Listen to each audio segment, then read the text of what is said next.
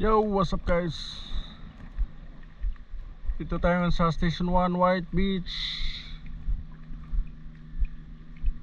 Grabe, napakalinaw ng dagat dito.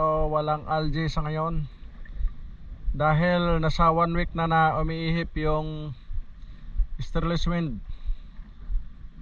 Sa ngayon na ang ihip ng hangin ngayon ay nasa southeast. Yan o, doon galing ang hangin. Kaya naanod yung mga algae. Wala na sila dito sa may gilid. Station 3 wala ding algae guys. Pero sa Station 2 medyo marami pa rin algae. Kung magtuloy-tuloy yung hangin na ganito, posibleng mawala na yung algae. Ano na ngayon April hanggang May pa yung algae kadalasan. Tapos nawawala sila pagka June pag nag-ihip na yung habagat. Pero sa ngayon kasi halos medyo habagat na yung hangin. Ano? Kasi yung habagat nandito galing.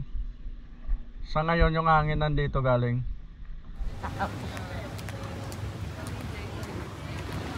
Ito guys, Station 2 sa may harap ng Hinam.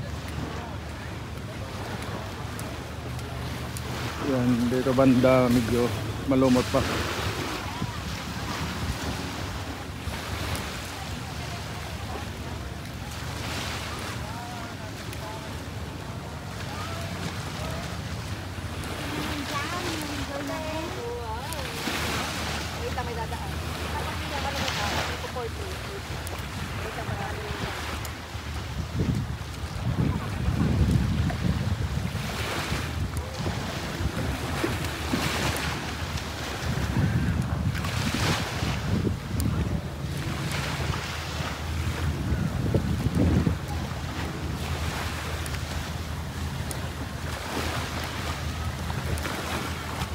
Grabing init, alas 12 ng tanghali.